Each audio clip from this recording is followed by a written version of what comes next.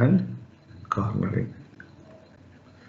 So why did I take now combined braking and cornering? We have looked at simplified model for traction. So let us look at and then we replace I by the definition. We know important definition I, right? I just a minute, which was um, V minus what is that we defined IS. What is that we defined IS? R omega minus V by R omega, right? Into 100%. That's what is that we defined IS, right? And IS as V minus R omega by V into 100%. And we have looked at the relation between both of them as I equals its modulus value equals IS by 1 minus IS. So this all, if it is a pure longitudinal slip at the absence of alpha equals 0. In absence of alpha equals 0, important stiffness what we have defined as at alpha equals 0, of course gamma also equal to 0, you have dou fx by dou x is at I equals 0 is what is defining Ci longitudinal slip stiffness. And similarly, in absence of pure cornering, in absence of camber angle 0 as well as slip 0, you would be able to define df alpha by d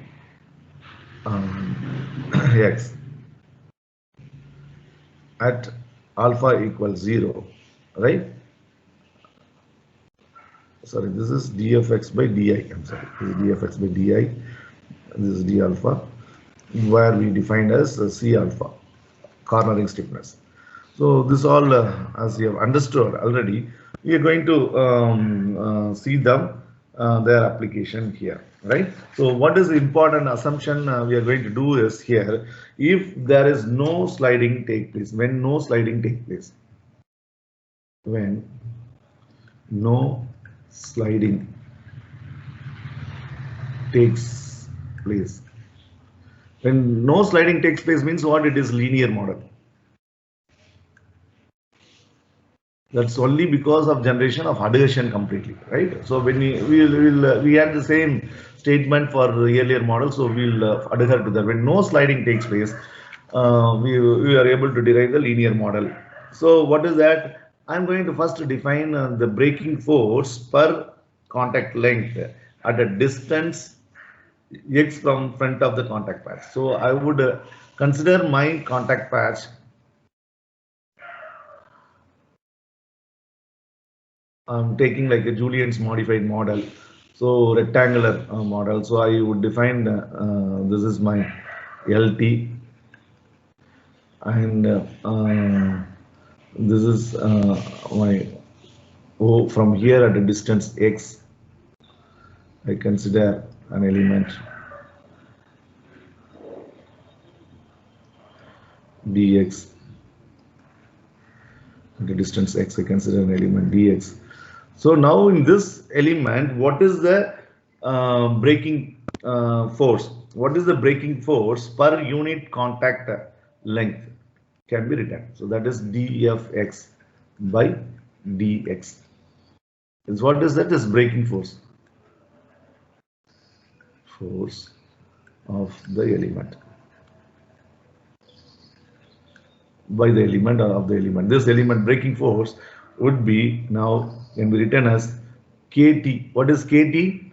Tangential stiffness, that's kilonewton per meter square into x at a distance x. And see now it's braking force. So what I would have, it's proportional to IS by 1 minus IS. See here, what is that I put? Not I will be put if it is subtractive force. I put the definition of skid. This is skid. And this is slip. right? And this alpha here is that is the slip angle. So these are for to account traction, or this is for braking. So I take in this model itself, I put this.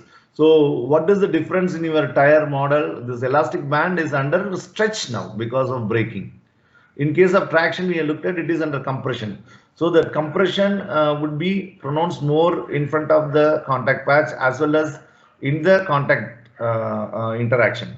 And the strain due to that compression is constant in an adhesion zone. If there is no sliding, means in the entire contact patch that is constant. And you see the equal and translatory motion is not possible because of the compressive strain. That is what is manifesting the phenomena called slip and this definition and so on. So now when it is skid, instead of the tread under compression, the tread is under stretch. So you should not confuse between stretched string model and this stretch. Stretched string model to account your inflated tire. And that model is under traction, means that model will undergo compression. That model under braking means that same model would also have a tension. So the tension of the string, what was represented in our model is not to account them. That you have to remember, because that model what you have seen, proposed model by Templer Monshipi, is a pure cornering. There is no braking or traction present in that model. So it was only for cornering. So, but in that model, in such model, how do you incorporate braking scenario combination is what we today to see. We were taking a simplified model. So the simplified model is based on Julien's theory. It's not based on Temple theory. So Julien's theory means rectangular contact patch to come in your mind. So in this model, if you look at, I first look at the braking force of the element at a distance x from the front of the contact patch would generate per unit length given by this KTX and the skid. So let's call this equation. Last class we have looked at equation till 64. So let's call this equation as 1.65.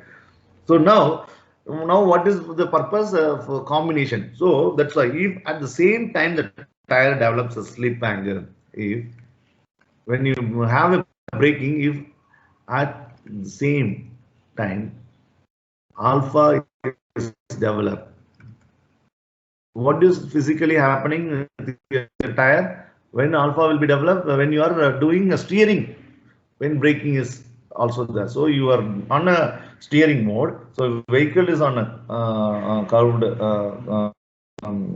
trajectory, on a curved path, and alpha also is developed. So if at the same time alpha is developed, then what would happen? The tread in the contact with the ground would be elongated with the rate.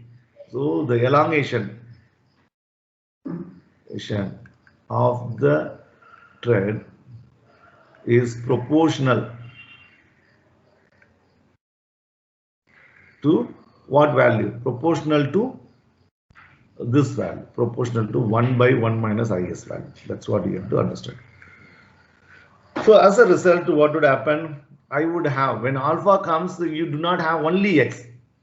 You do not have only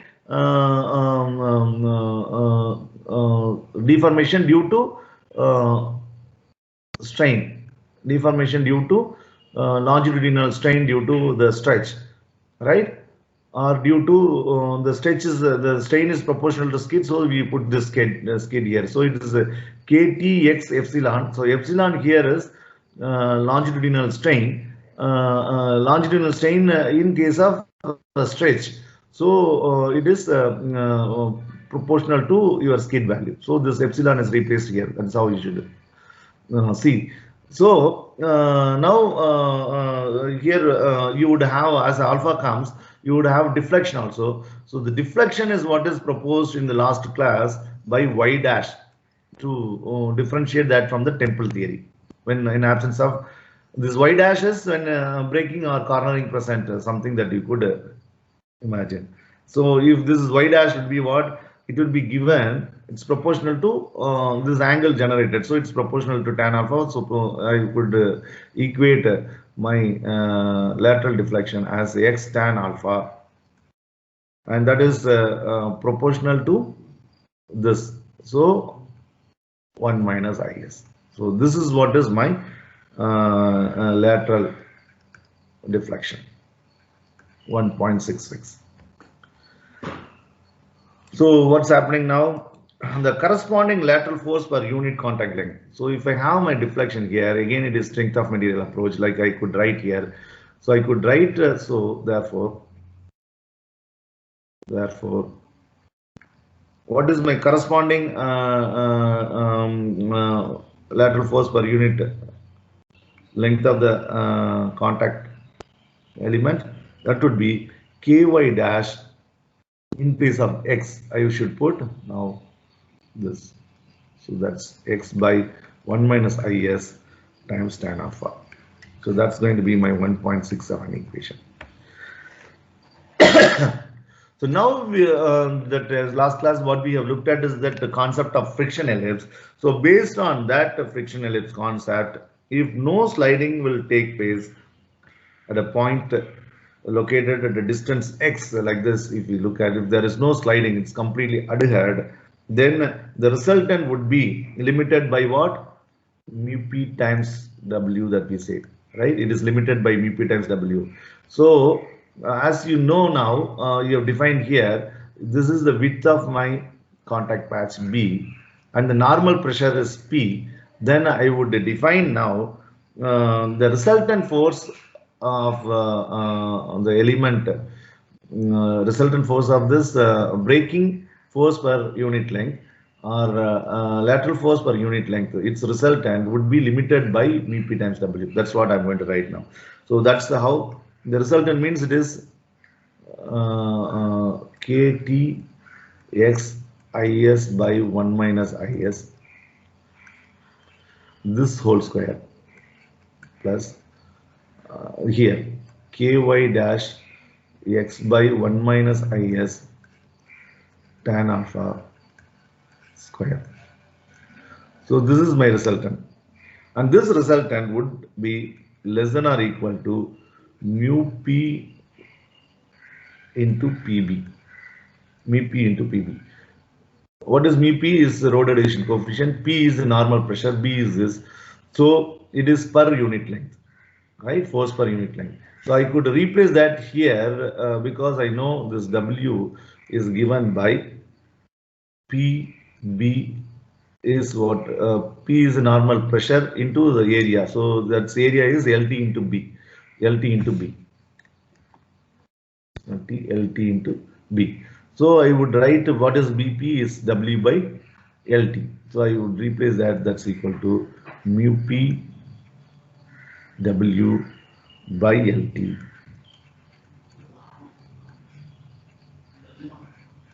So this is my equation 1.68, right?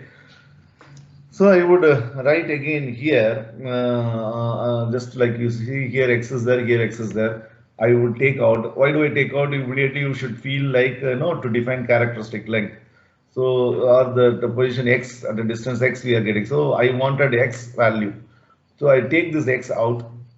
So if I take that x out, this equation can be rewritten as what is left here is kt into is by 1 minus is square plus ky dash tan alpha by 1 minus is square. So the square. So less than or equal to mu p w by lt. I'm just rewriting this in order to define now my characteristic length. So what is my characteristic length? X would be my characteristic length if that is going to be satisfying this inequality. So this x would be less than or equal to my characteristic length LC, where this LC is what is equal to, I take this all now on this side. So 1 minus is square in denominator of these terms are present, and it's square term, so that is taken out and it comes here, that goes in that numerator side. So I would have my expression of this is mu p times w into 1 minus is divided by within square root. I would have here kt lt kt. So I have here this LT, right? So this LT I take it inside the radical in denominator. So it's going to be KT LT IS square plus KY dash LT tan alpha square within bracket. LT tan alpha square within bracket. So see, this is my equation 1.69, right? See, what is that we define here is the characteristic length.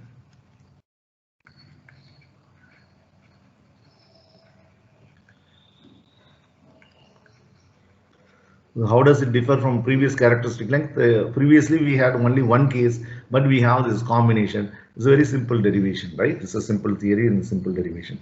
So I would also write here, this for convenient, for further manipulation, it will be useful.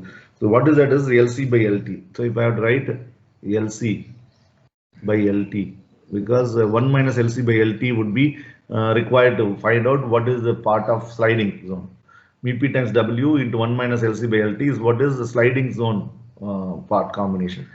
At that time, this expression would be useful. So if I have to get my LC by LT, so here I divide by LT, so I take LT inside here. So it's going to be KT LT square, right? KT LT square. So KT LT square is what? 2 times CS.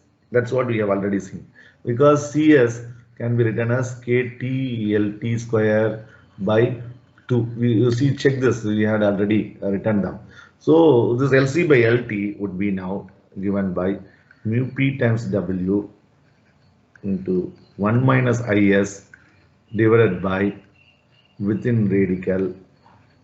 This KT LT IS, I subscript as it is, whole square would become now 2 times CS. So the 2 square here also 2 will be there, that I take out. So this 2 is brought out. So I would have inside it is only CS IS whole square plus here it is only going to be C alpha tan alpha whole square. This tan alpha would be only alpha if it is for smaller angle.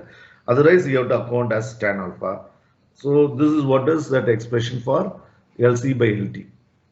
This would be useful expression in order to understand the phenomena of sliding takes place from the rear of the contact patch, right? So if this is all written like this, then I would proceed with this. So in this, what is this equation is? I think it's 1 point. This is also 1.69. This or this in the textbook. Please refer and confirm it.